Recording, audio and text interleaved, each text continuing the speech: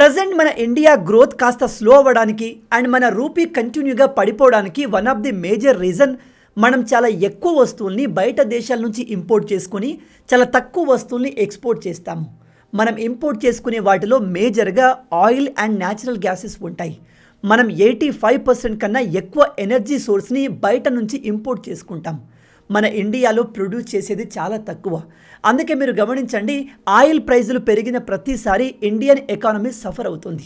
అంతేకాదు, geo politics, ఏవైనా రెండు దేశాల మధ్య యుద్ధం జరిగినా, ఏదైనా పెద్ద దేశాల మధ్య యుద్ధం జరిగినా దాని ఇంపాక్ట్ మన ఇండియా పైన ఇమ్మీడియట్గా ఉంటుంది. ఉదాహరణకి ప్రజెంట్ జరుగుతున్న అమెరికా ఇరాన్ యుద్ధం. ఆ యుద్ధంతో మనకు ఎటువంటి సంబంధం లేదు, బట్ స్టిల్ ఇండియా ఎఫెక్ట్ అవుతుంది. ఎందుకంటే ఈ యుద్ధం కారణంగా మనకు రావాల్సిన న్యాచురల్ గ్యాస్ అండ్ ఆయిల్ ఆగిపోయింది. దాంతోపాటు రష్యా యుక్రెయిన్ యుద్ధం, ఈ యుద్ధంతో కూడా మనకు ఎటువంటి సంబంధం లేదు, కానీ మనకు రష్యన్ ఆయిల్ కావాలి. ఈ రష్యన్ ఆయిల్ కోసం మనం అమెరికాతో భయపడాల్సి వస్తుంది. ఒకసారి ఇమాజిన్ చేయండి, ఈ ఎనర్జీ సోర్స్ అంటే పెట్రోలియం కావచ్చు, గ్యాస్ కావచ్చు, వీటిని మన దేశంలోనే మనం ప్రొడ్యూస్ చేస్తే ఎలా ఉంటుంది? మన దేశంలో కూడా అలాంటి రీసోర్స్ భారీ మొత్తంలో దొరికితే ఎలా ఉంటుంది? అలా జరిగితే మన ఇండియా అభివృద్ధిని ఎవ్వడూ ఆపలేడు. ట్రంప్ కాదు కదా, వాడి బాబు దిగొచ్చిన ఇండియాను ప్రెజర్ చేయలేడు. ఎందుకంటే మనం బయట నుంచి వచ్చే ఎనర్జీ సోర్స్ పైన డిపెండ్ అవ్వము కదా. కానీ అలా జరిగే ఛాన్సెస్ చాలా తక్కువ, కానీ ఇంపాసిబుల్ కాదు. ఎందుకంటే రీసెంట్గా మన ఇండియన్ ఆయిల్ కంపెనీ అండమాన్ ప్రాంతంలో ఒక అతిపెద్ద న్యాచురల్ గ్యాస్ రిజర్వ్ని డిస్కవర్ చేసింది. ఇది మన దేశ భవిష్యత్తును మార్చే పొటెన్షియాలిటీ కలిగింది అని సైంటిస్టులు చెప్తున్నారు. అయితే ఈ న్యాచురల్ గ్యాస్ అంటే ఏంటి? అండమాన్లో ఇది అంత ఎక్కువగా ఉందా? ఇది నిజంగానే మన దేశ భవిష్యత్తును మార్చేస్తుందా? ఇలాంటి న్యాచురల్ గ్యాస్ దొరకడం ఇదే మొదటిసారా? అసలు అండమాన్లో ఏం జరుగుతుంది? ఈ విషయాల్ని మనం ఈ వీడియోలో ఇన్ డీటెయిల్గా డిస్కస్ చేద్దాం.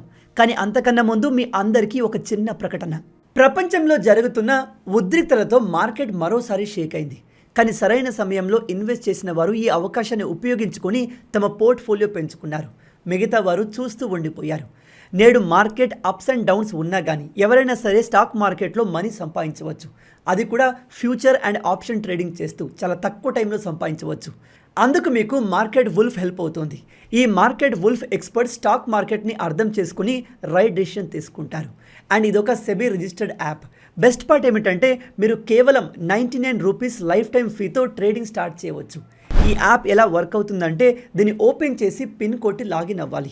ఇక్కడున్న ఫాలో ట్రెండ్ ఫీచర్ పైన క్లిక్ చేస్తే రియల్ టైంలో ట్రేడర్స్ ఎక్కడ లాభాలు పొందుతున్నారో చూపిస్తుంది.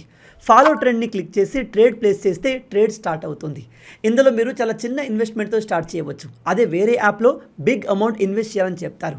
స్టాప్ ట్రేడ్ క్లిక్ చేసిన తర్వాత మీరు చాలా తక్కువ టైంలో 1856 ప్రాఫిట్, ఇలా మీకు ఎంత ప్రాఫిట్ వస్తే అంత అమౌంట్ చూపిస్తుంది. Market wolf free trade recommendation కూడా అందిస్తుంది. ఈ యూజర్స్ జస్ట్ ఒక్క రోజులో 11,060 బుక్ చేసుకున్నారు.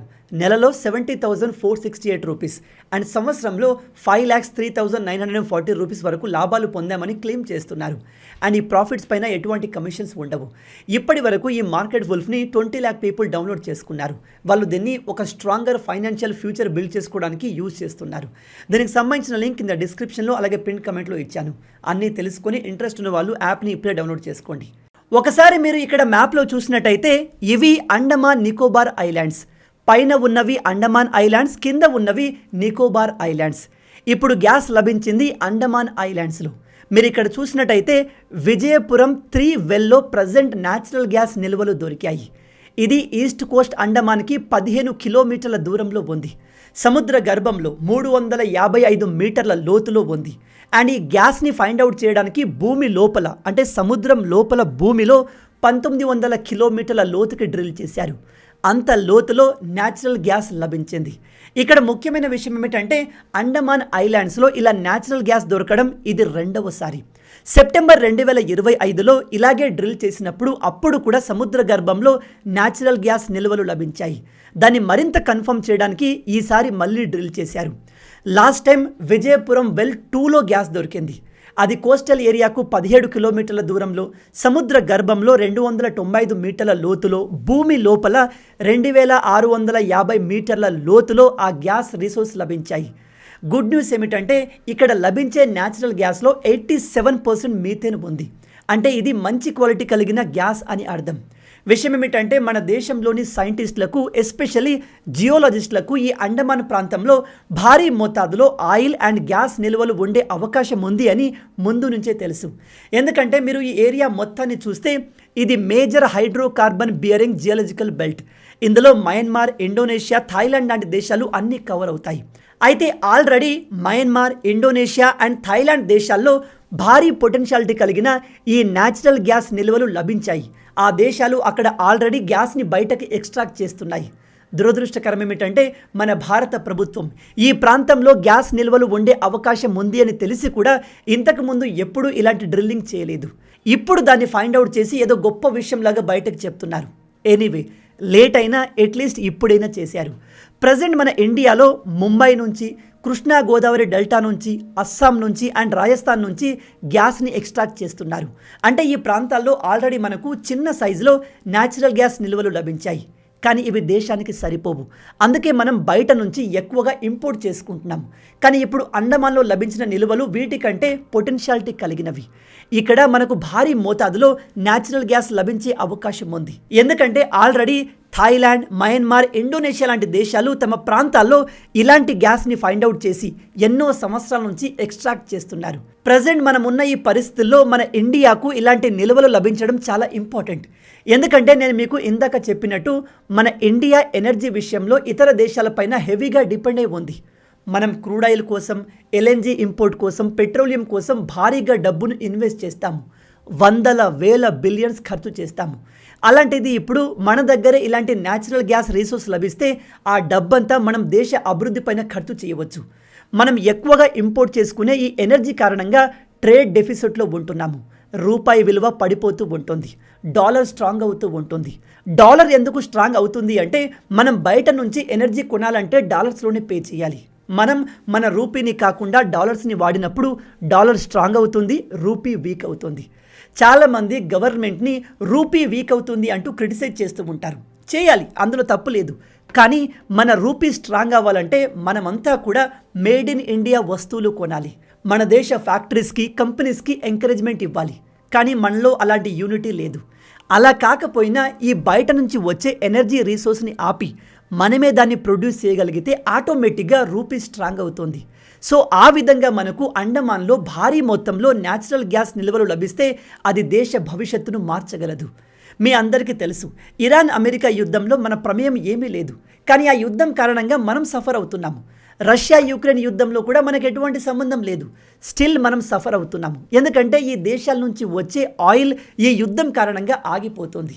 అదే మన దేశంలోనే కావలసినంత ఎనర్జీ రిసోర్స్ లభిస్తే మనకు ఈ తలనొప్పి ఉండదు. అమెరికాతో మనం భయపడాల్సిన అవసరం లేదు. యూరోపియన్ దేశాలు ఏమనుకుంటాయి అని ఆలోచించాల్సిన అవసరం లేదు. మనం ఇండిపెండెంట్ అవుతాము. భారతదేశం ఎప్పుడూ లేనంతగా స్ట్రాంగ్ అవుతుంది. ఇక ఈ న్యాచురల్ గ్యాస్ వల్ల మనకు ఉపయోగం ఏమిటి అనే విషయానికి వస్తే ఇది ఒక ట్రాన్సిషనల్ ఫ్యూయల్. అంటే ప్రజెంట్ ప్రపంచ దేశాలు నాన్ రెన్యూవబుల్ ఎనర్జీ రిసోర్స్ నుంచి రెన్యూవబుల్ న్యాచురల్ ఎనర్జీ రిసోర్స్ వైపు షిఫ్ట్ అయ్యేందుకు ట్రై చేస్తున్నాయి. అంటే పెట్రోల్, డీజిల్ నుంచి క్లీన్ ఎనర్జీ వైపు షిఫ్ట్ అవుతున్నాయి. ఈ న్యాచురల్ గ్యాస్ వల్ల ప్రయోజనం ఏమిటంటే దీన్ని ఉపయోగిస్తే ఎక్కువగా పొల్యూషన్ క్రియేట్ అవ్వదు అండ్ దీనికి చాలా లో కార్బన్ ఎమిషన్ ఉంటుంది. పర్యావరణానికి పెద్దగా నష్టం కలిగించదు అండ్ ఇది హై ఎఫిషియన్సీ కలిగిన ఫ్యూయల్. అన్ని రకాల ఇండస్ట్రీకి సూటబుల్గా ఉంటుంది. ఇక దీనివల్ల ఎటువంటి ఉపయోగాలు ఉంటాయనే విషయానికి వస్తే న్యాచురల్ గ్యాస్ని ఉపయోగించి ఫర్టిలైజర్స్ తయారు చేస్తారు. పవర్ ప్లాంట్లో దీన్ని ఉపయోగించి ఎలక్ట్రిసిటీ జనరేట్ చేస్తారు. సిటీ ప్రాంతాల్లో కుకింగ్ గ్యాస్గా దీన్ని వాడతారు. ఇండస్ట్రీలు వీటిని ఎక్కువగా ఉపయోగిస్తాయి. అలాగే సిఎన్జి రూపంలో ఇది ట్రాన్స్పోర్టేషన్ ఇండస్ట్రీలో కూడా బాగా ఉపయోగపడుతుంది. మొత్తంగా ఇది దేశ అభివృద్ధిని డ్రైవ్ చేసే ఫ్యూయల్. మరి మన ప్రభుత్వం దీన్ని ఇంత లేటుగా ఎందుకు ఐడెంటిఫై చేసిందంటే ప్రభుత్వాలు చేసే పనులు చాలా లేటుగా జరుగుతాయి, మనందరికీ తెలుసు. ఇన్ని రోజులు గవర్నమెంట్ దేశంలో ఏ ప్రాంతంలో న్యాచురల్ రిసోర్స్ ఉన్నాయో సర్వే చేసి ఒక ప్లేస్ని ఐడెంటిఫై చేసి అక్కడ డ్రిల్లింగ్ చేసేది. గవర్నమెంట్ ప్రాసెస్ కాబట్టి అలా జరగడానికి సంవత్సరాలు పట్టేది. కానీ మోడీ ప్రభుత్వం ఈ పని మొత్తాన్ని ప్రైవేట్ వ్యక్తులకు అప్పచెప్పింది. ప్రైవేట్ వ్యక్తులు ప్రాఫిట్ ఓరియంటెడ్ ఉంటారు. వాళ్ళు ఎంత త్వరగా వీలైతే అంత త్వరగా ఈ రీసోర్స్ని ఫైండ్ అవుట్ చేయాలి అనే కసితో పనిచేస్తారు. అందుకే ఇప్పుడు వీళ్ళు కేవలం 3 సంవత్సరాల వ్యవధిలో అండమాన్ దీవుల్లో 3 ప్రాంతాల్లో డ్రిల్ చేసి 2 ప్లేసెస్లో న్యాచురల్ గ్యాస్ని ఫైండ్ అవుట్ చేశారు. ఇది ఒక మంచి సంకేతం. ప్రజెంట్ మన ఇండియన్ ఆయిల్ కంపెనీ ఏం చేస్తుంది అంటే ఈ దొరికిన గ్యాస్లో మీథేన్ కంటెంట్ ఎంతవరకు ఉందో ఫైండ్ అవుట్ చేస్తుంది. ఈ గ్యాస్ యొక్క క్వాలిటీ, అందులో ఉన్న ఇంప్యూరిటీస్ని ఐడెంటిఫై చేస్తుంది. ఒకవేళ ఇక్కడ భారీ లెవెల్లో న్యాచురల్ గ్యాస్ నిల్వలు ఉన్నాయి అని కన్ఫర్మ్ అయితే మాత్రం అది దేశ భవిష్యత్తును మార్చగలదు. అండ్ మీ అందరికీ తెలుసు, ఇదిగో ఈ ప్రాంతాన్ని స్ట్రేట్ ఆఫ్ మలక్కా అంటారు. ఇక్కడి నుంచి వరల్డ్ మొత్తంలో జరిగే 1/3 ట్రేడ్ జరుగుతుంది. మనం ఈ ప్రాంతంలో ఈ గ్యాస్ని ఎక్స్ట్రాక్ట్ చేసేందుకు భారీగా ఇన్ఫ్రాస్ట్రక్చర్ని డెవలప్ చేస్తే ఈ ప్రాంతం మొత్తం అభివృద్ధి చెందుతుంది. ఈ ప్రాంతం అభివృద్ధి చెందినప్పుడు మనం ఇక్కడి నుంచి స్ట్రేట్ ఆఫ్ మలక్కాను కంట్రోల్ చేయడం చాలా ఈజీ అవుతుంది. స్ట్రేట్ ఆఫ్ మలక్కాను మనం కంట్రోల్ చేయగలిగితే చైనాను కంట్రోల్ చేసినట్టే. ఎందుకంటే చైనా చేసే 80% ట్రేడ్ బిజినెస్ మొత్తం ఇక్కడి నుంచే జరుగుతుంది. చైనా ఎక్స్ట్రాలు చేస్తే మనం ఈ స్ట్రేట్ ఆఫ్ మలక్కాను బ్లాక్ చేయొచ్చు. ఈ స్ట్రేట్ ఆఫ్ మలక్కాని బ్లాక్ చేయడం అనేది చైనాను గొంతు పట్టుకున్నట్టు అవుతుంది. చైనా ఉక్కిరి బిక్కిరి అవుతుంది. అందుకే అప్పుడు చైనా మన జోలికి రాదు. కాబట్టి ఈ ప్రాంతాన్ని డెవలప్ చేయడం చాలా ఇంపార్టెంట్. ఇంకో ఇంపార్టెంట్ విషయం ఏమిటంటే కేవలం ఈ natural gas and oil resource మాత్రమే కాదు, మన భారతదేశం కింద ఇంకా ఎన్నో విలువైన ఖనిజాలు ఉన్నాయి.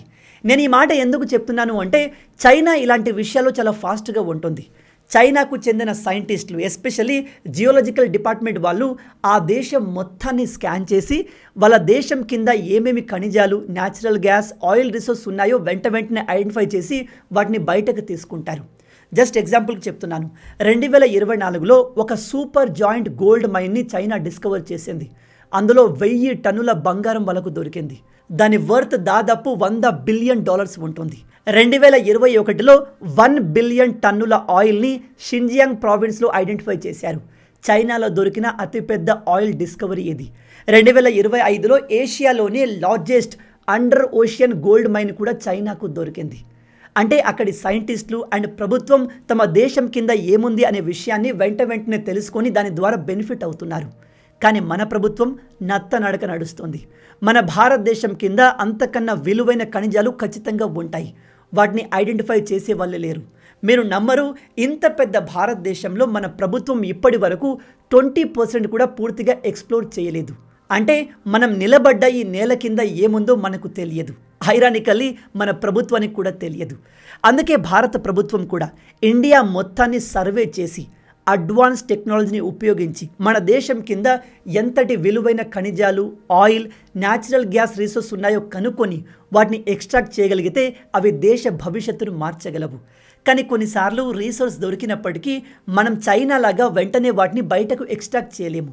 ఎందుకంటే మన దేశంలో ప్రకృతి ప్రేమికులు ఉంటారు. ప్రకృతిని ప్రేమించడంలో ఎటువంటి తప్పు లేదు. కానీ కొంతమంది ఎన్విరాన్మెంటలిస్టులని చెబుతూ దేశ అభివృద్ధికి అగెన్స్ట్గా పనిచేసే వాళ్ళు ఉంటారు. ఇలాంటి వాళ్ళు దురదృష్టవశాత్తు మన దేశంలో ఎక్కువైపోయారు.